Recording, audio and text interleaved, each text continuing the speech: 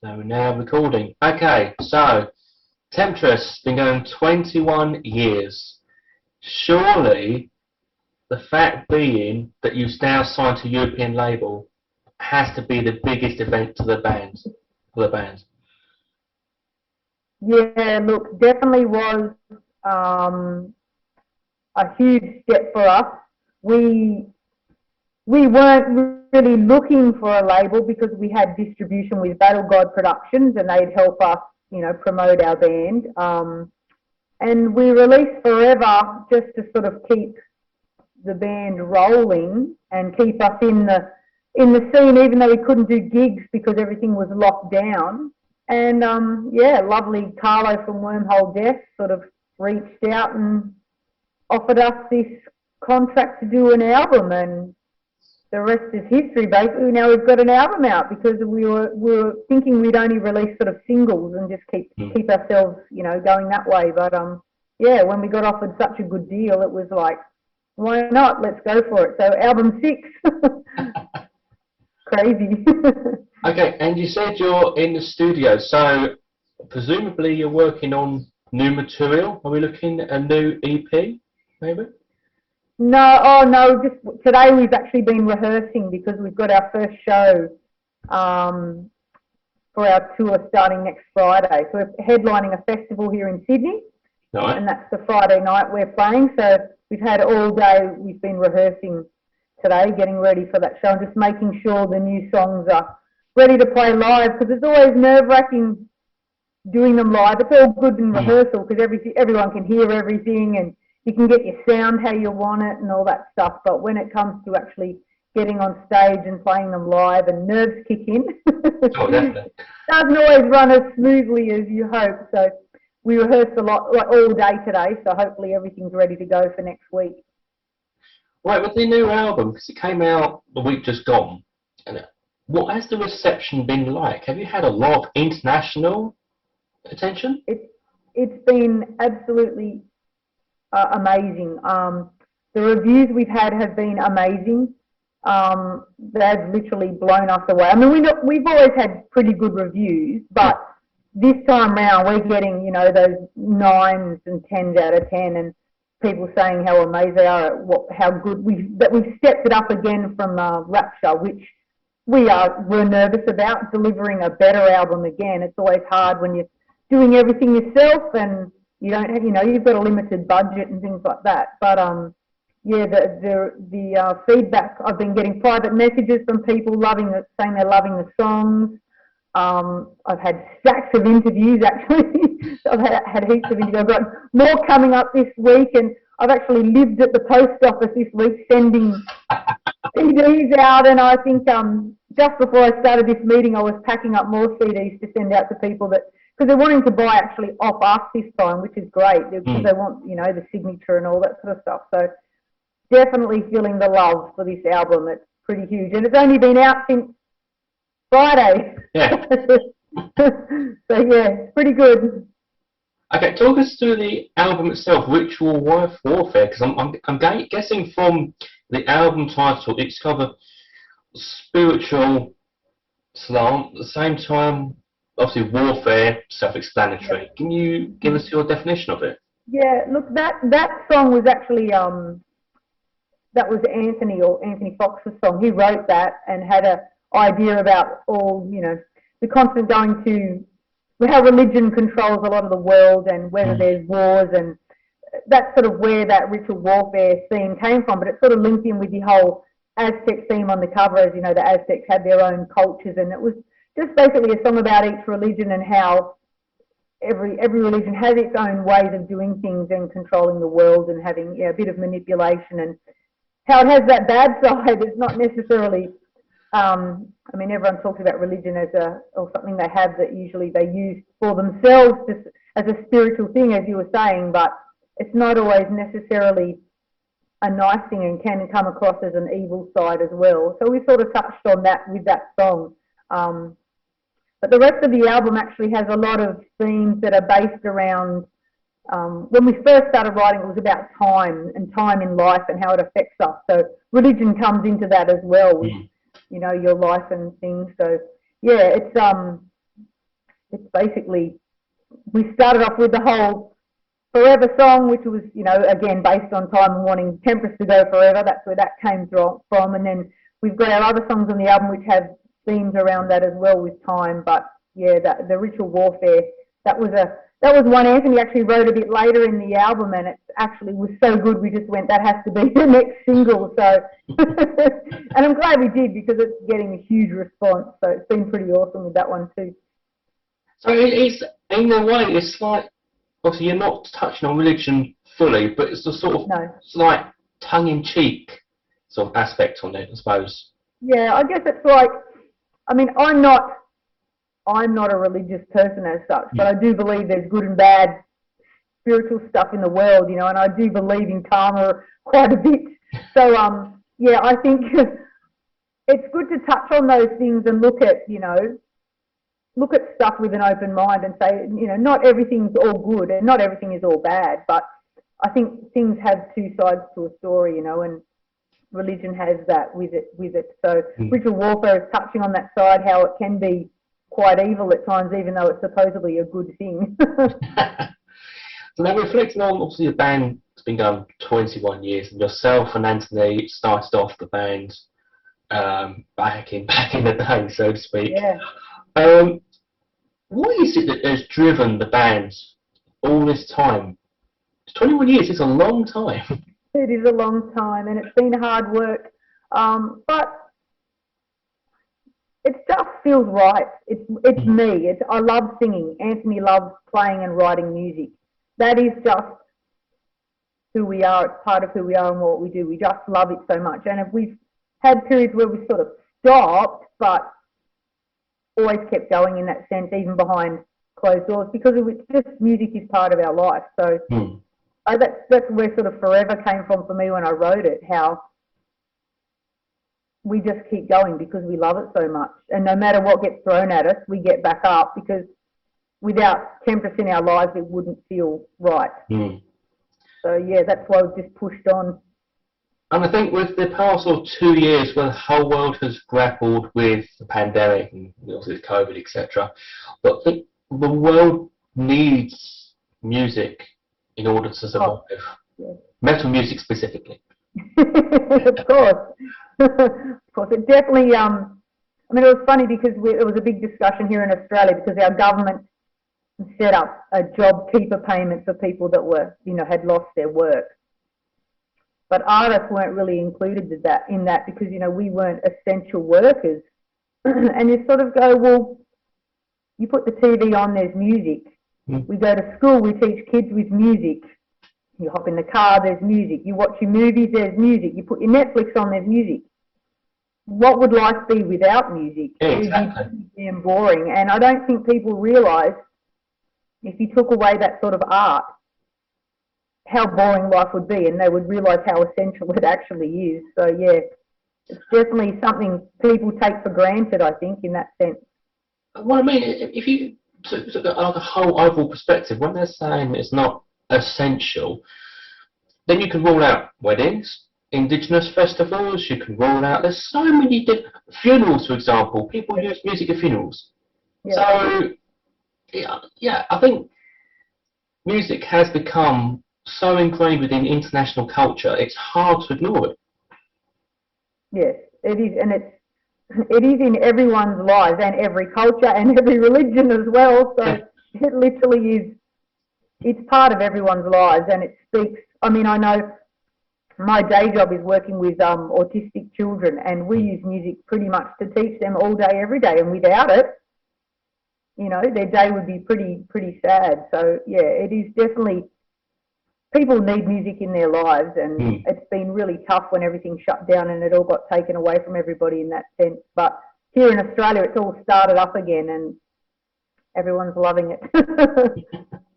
But talk us more about that, because here in the UK, we've only just come out of our own lockdown, and they're now talking about having festivals after June time. But from what I understand, is Australia's been having gigs for quite a few months now.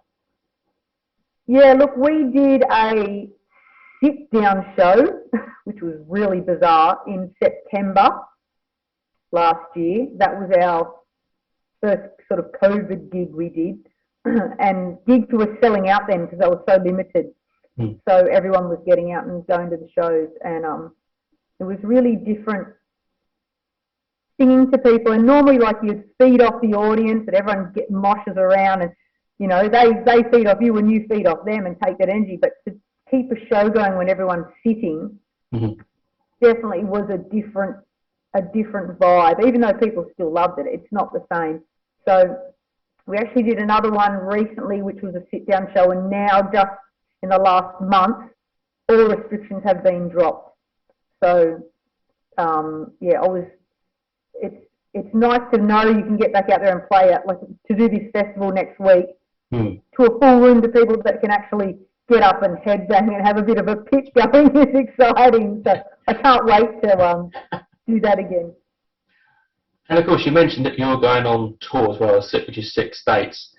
Yeah. Now, talk us through the itinerary of how Australian tours work, because here in the UK, we would just have venue, the band leaves, drives off to the next venue, that's it. But are you going by plane to different cities? Yeah, look, Australia is absolutely and utterly massive compared to when you look at Europe and stuff, travelling venue-wise. So for us, we do pretty much every weekend we will jump on a plane and fly somewhere. We could drive, but you're looking at anywhere between 8 and 12 hours to get to the next venue. So for us, we've got Sydney this weekend, which is the festival. Then we'll play a local show, which is in Wollongong area, which is not that far from us.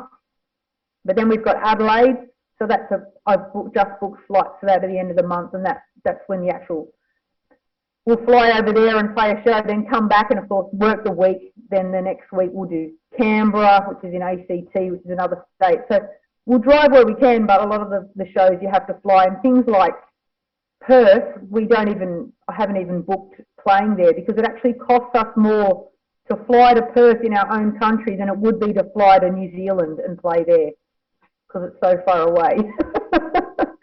How does that work? Yeah, I know, it's crazy. It sounds crazy, but it's true. So yeah, it is hard being a touring musician in Australia because it's not just venue. You can just jump in a car and drive to the next one. It's literally, like I said, it's a 10-hour trip to get to each state and actually play different areas.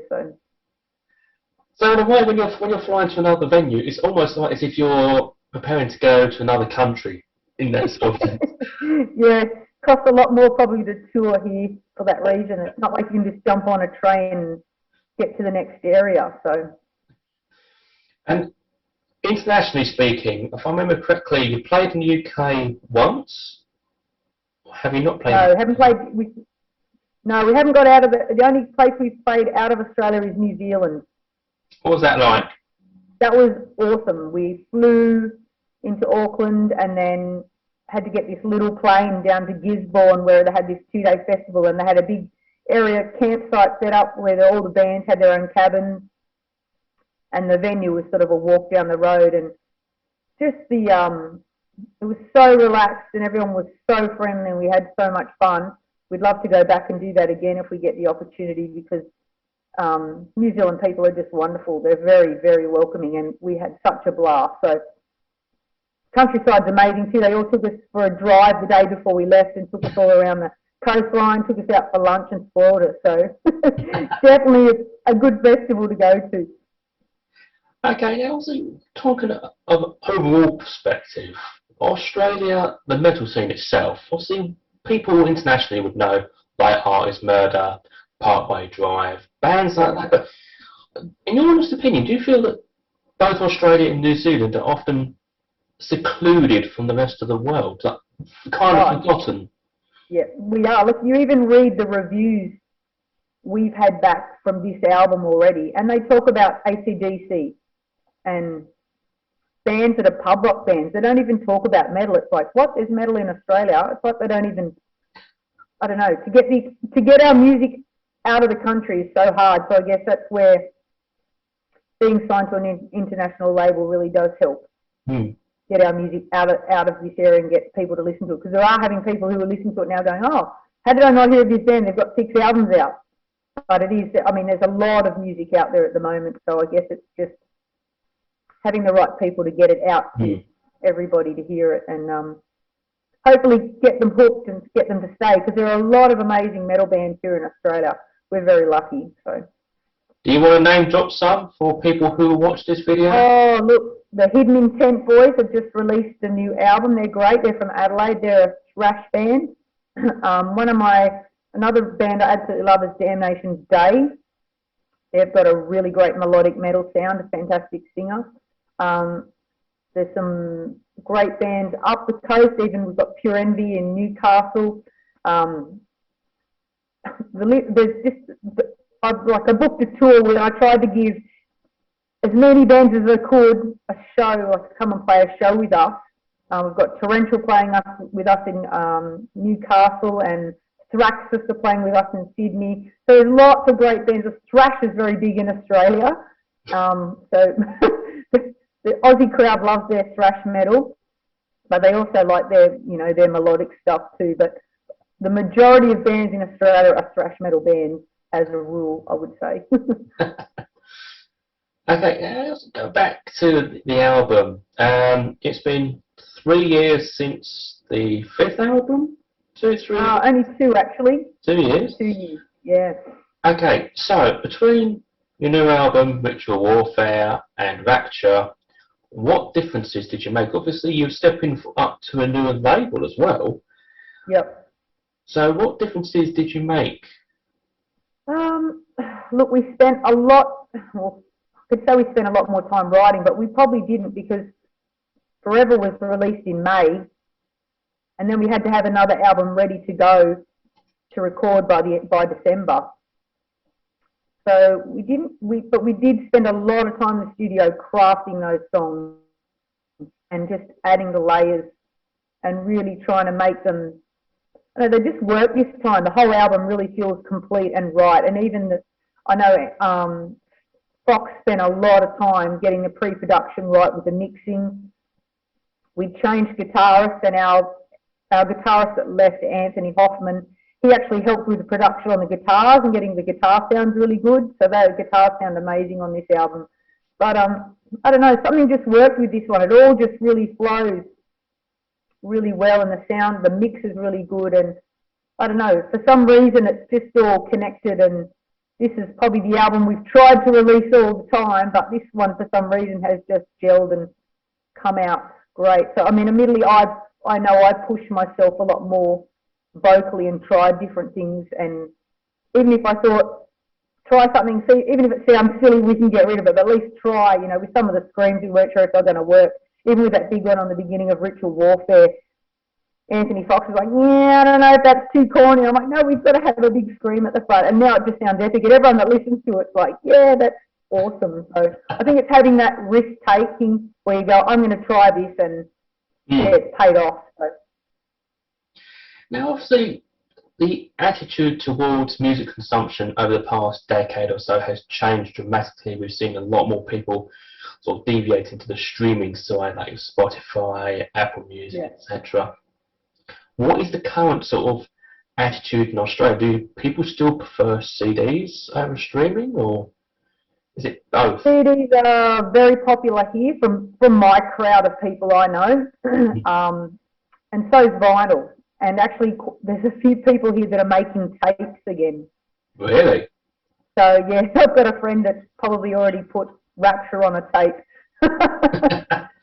He's got Rapture on tape. He's probably got the Ritual Warfare going on a tape as we speak. So, yeah, it's I mean, people still use Spotify to listen. I mean, I even have it on my phone. I can't say it's something I use very often, but for me, like, my CD player in my car died, so I use Spotify when I get in the car now because of that reason. But yeah, most of my crowd that I know do still buy CDs, and it shows that that's true because I've sold so many already in about 3 days. So.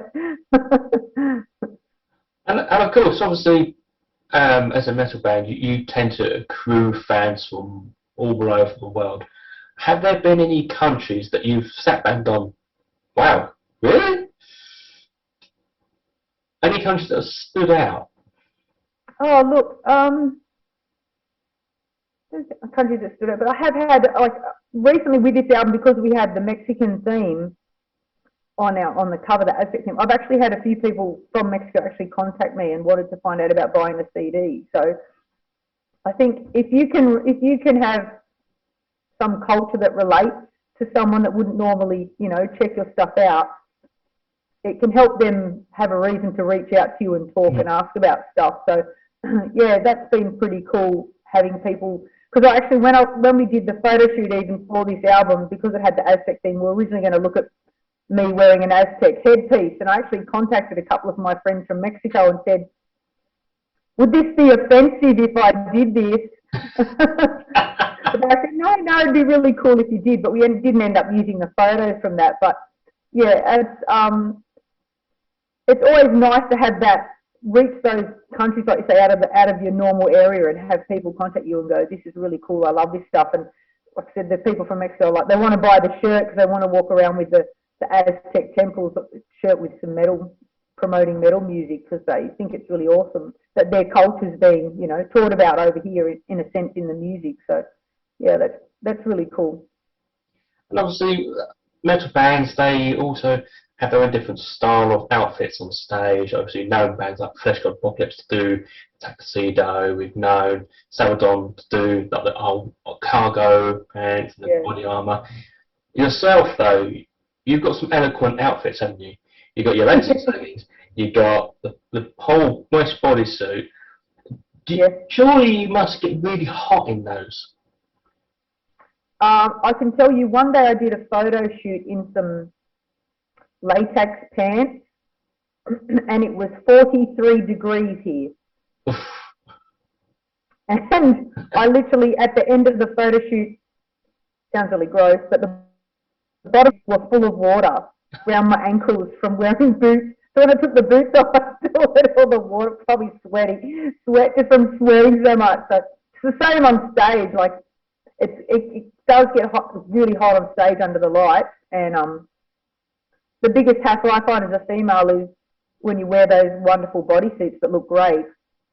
Takes me like half an hour to go to the toilet and get everything off and put it back on again.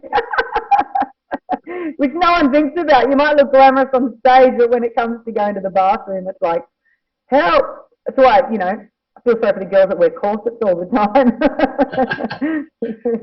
So I used to wear corsets, but I can't sing in them anymore. I can't hit those high notes in corsets.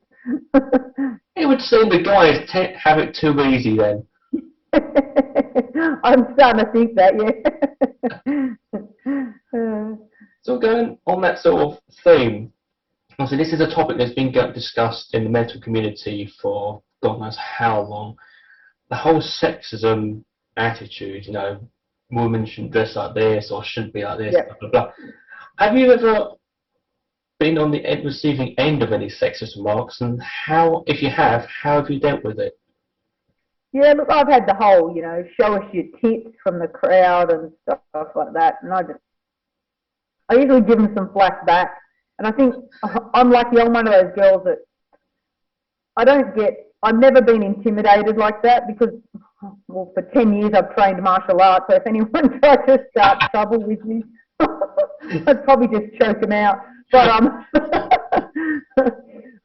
I just give it back. I just give the banter back. I have had the odd, you know, rude comment on a photo and stuff, but I'm just usually, yeah, I don't take it to heart. I don't get it. I don't let it bother me. There's no point. I mean, it's that fine line, like you say. You get on stage, you want to look good. You want to be appealing. An audience wants someone that looks appealing. They don't want, a rock star can't just look like your average Joe Bloggy in his boardies, you know, and he's on stage. You've got to have something that makes a wow factor. It's a show. So I've always had that little bit of that fine line where I don't want to go too over the top, because I've always wanted to be respected for my voice, not because of how I look on stage. But I mean, you still want to make it, you know, like I said, you still want to make it appealing that you've got this sort of look. And for me, it's about looking, I want to be this strong female figure on stage. I want to have that come across that I'm independent and I can look after myself. And yeah, if I want to wear this, well, I want to wear this. Are you going to give me crude comments? Well, I'm just going to give it back. So yeah, I'll stick up for myself. If anyone thinks about doing it to Genevieve, giving her rude comments, remember, she does martial arts. That's right. And I suppose in a way, obviously with that sort of outlook and attitude that you have, females within the crowd have gone, oh, okay, she's somebody who I can actually look up to, can actually use as a, you know, way of dealing with things. If you get I mean, wrong.